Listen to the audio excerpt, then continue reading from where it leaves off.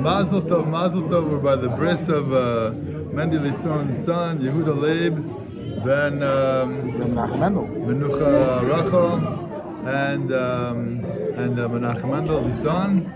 And we have a special guest over here, flown in from Singapore, Rabbi Wilhelm, and he wants to share a few words. I mean, otherwise he's not going to leave. So we're going to give him the space a little bit so we can get him out of here. Okay, Rabbi Isai, it's actually a great simcha that we're celebrating here at a bris, new life to another neshama, another child, which is very much connected to this week's parsha, Viyachi, life, Lebedik. And I was thinking, but before I get to the parsha, a lot of people like questions, riddles. So for all those guys who are waiting for the question, in this week's parsha, we have at least two psukim that for those who say Krish Meshalamita, say it every day. God Gedud Yegedanu V'hu Yagedalka, and Lishuascha Kavisi Hashem. And in other Sidurim, they also have a Malach HaGoy Oloisi.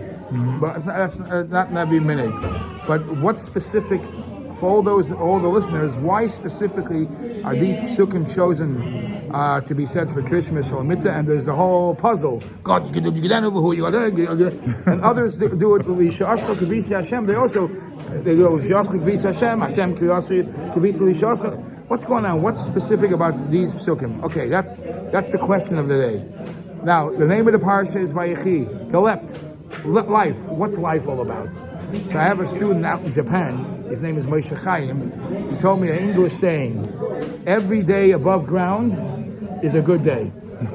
And I think that's, I once heard a Hasidic saying that we say in the bracha of Tal or Geshem, L'chaim v'loy lamavis. Why do you repeat yourself, L'chaim v'loy lamavis? So he says, Pshat is, they say, L'chaim, we should live.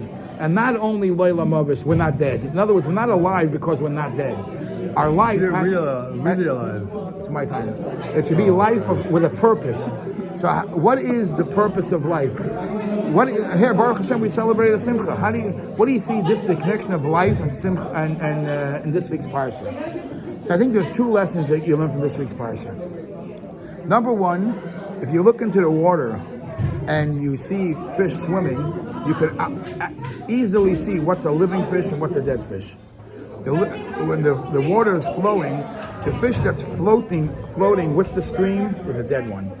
The fish that's going against the current is a live one. And it's actually hinted, V'yidgu l'roiv b'kerev haaretz. Rashi says, kedogim, just like fish, that they multiply, they have no ayin hara, they fight the current. That's what... Are you telling us not to go with the flow? No, the flow is shtusim, number one. Number two, another beautiful thing. The Gemara says in Yerushalmi, a crazy story of two Tanoim that were walking to shul. Come here. We just come here. We need a special. We're in the middle of the thing. In honor of your son, come over here. Come. So the two Tanoim. Otherwise, they're not going to believe us that it's for your son's bris. There's two Tanoim that are walking in the shul. And as they're walking to shul, one of them says to the other, as they're walking to shul, a poor man asks them for money. They say, whatever reason, they didn't feel it was right to give him money. They were speculating. So they said, wait. They went to the Merchas, they went to the shul with the Merchas. They came out. By the time they came out, the guy wasn't around anymore. He died. Mm-hmm. So they felt bad. They all felt bad. We didn't do the mitzvah of tzedakah. Excuse me, I'm talking to you. Yes. So they felt bad. So they said, one of them said, we missed the mitzvah of tzedakah. At least let's fulfill the mitzvah of kavura. Let's do burial. So they started taking their body, and they opened up this jacket. They see the guy had a bundle of money. So one Amora says to another Amora, thank the Eibishter for these type of people, because if not for these type of people, a lot of people would get punished for not giving tzedakah. A lot of people refrain from giving tzedakah because a lot of phonies out there. So these people are saving punishment of others. So this is a Gemara. One Amora says, let's do burial. Another one says, another lesson. When Chassidus Rebbe once said, you know what the story is teaching us? The story is teaching us that when a tragedy happens, or something negative happens, or something, just anything happens, how do you react to it? you could always think about the past. Oh, we messed up. We should have given the man money. We should have. And the other Amira says, forget about what we messed up. What can we do now? What do we do now? Now we have the opportunity to do the mitzvah of kavura. We got to do that. And he says that's what you learn from Yosef.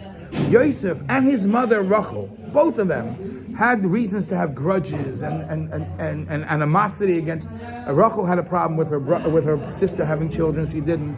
But the second Yosef was born, she says, "Asaf es chaparsi." I'm done. I don't have any more kindness.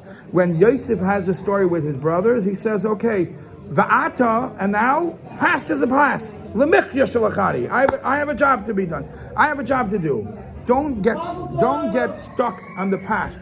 If you get stuck on the past, you'll never get out of this." And that's why some of Pharshim say that Yaakov intentionally switched the hands and put the right hand on Ephraim, the left hand on Menashe. He says, "What's Menashe? Why, Kinashani Elikim, God forgot me. What's Ephraim? God multiplied me." Always the right hand, the right foot should be with the positive, forward. And then in the behind, you can say, I messed up. But always have the positive upward. And with that, that's real life. As the Rebbe said, the sign of a living thing is a growing thing. Mazel tov, mazel tov. Wait, that's it? Yeah, that's it. What's in Hey Tavis? Okay, stop. That's it? Really? Yeah. Wow, okay. We're moving forward.